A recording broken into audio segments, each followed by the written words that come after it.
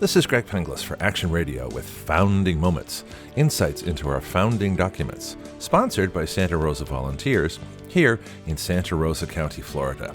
Santa Rosa Volunteers is available at their website, SRV1776.com. That's SRV1776.com. In our last episode, we covered the first three of the Articles of Confederation articles and discovered that the states had a built-in, firm league of friendship with each other, which I believe the Federalists thought got in the way of all their power being centered in the federal government and away from any state compacts.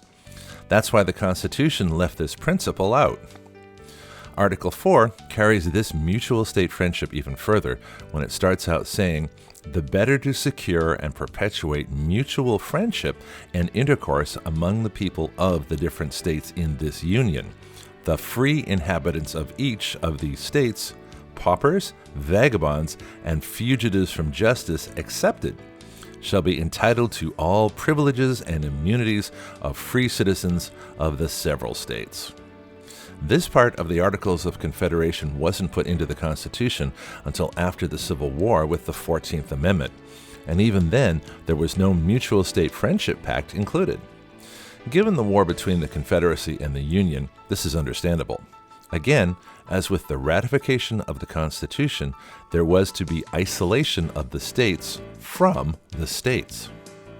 Mutual friendship and intercourse among the people of the different states means trade and travel, something we were told was difficult under the Articles of Confederation, which I now believe was a lie in order to break any mutual state friendship, connection, agreements, support, or for any reason that might threaten federal supremacy in the new Constitution, without of course saying so openly.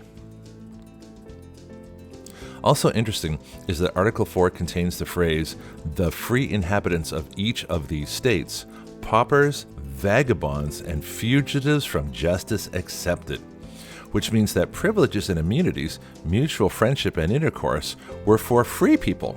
Free meaning free of crime and dependence. This is fascinating because nowhere does the Constitution I know of single out paupers, vagabonds, and fugitives from justice and openly make them unqualified for constitutional rights. The closest the Constitution comes is the Fifth Amendment, which says, "No person shall be deprived of life, liberty, or property without due process of law," which means everyone, regardless of being paupers, vagabonds, or fugitives from justice, have all their rights automatically unless due process of law takes them away.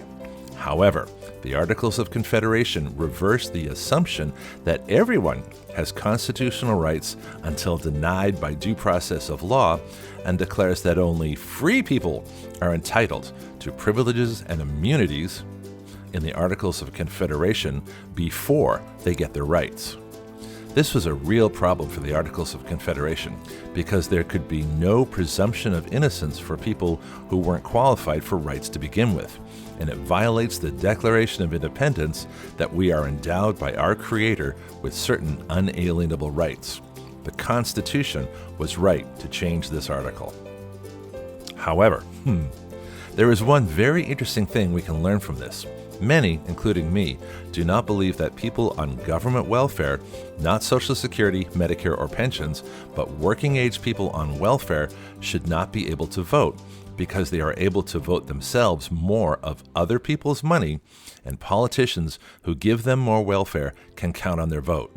So in that respect, I believe the exclusion of paupers, as defined by my online dictionary as a recipient of government relief or public charity, from voting on other people's money would be correct. Should vagabonds have the right to vote? A vagabond is by dictionary definition a person who wanders from place to place without a home or job.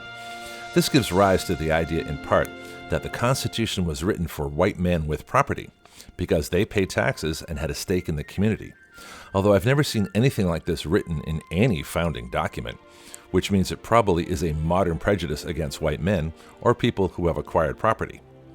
Since it is necessary to have a physical address and lawful ID to vote, vagabonds might not be eligible to even register to vote. But that should not prevent the wandering from being able to vote. Wandering is not a crime. As for fugitives from justice, as in all discussions of the accused, it is of paramount and primary importance to always operate from the presumption of innocence, lest the innocent be denied life, liberty, and property. So fugitives could not be excluded from any constitutional right and should not have been in the exception to rights under the Articles of Confederation. Again, the Constitution got this right. Article 4 has two more clauses. One which is an extradition clause, which says, if any person guilty of or charged with treason, felony, or other high misdemeanor in any state shall flee from justice and be found in any of the United States, he shall, upon demand of the governor or executive power of the state from which he fled, be delivered up and removed to the state having jurisdiction of his offense. Sounds reasonable to me. And the last sentence of Article 4 says, full faith and credit shall be given in each of these states to the records, acts, and judicial proceedings of the courts and magistrates of every other state.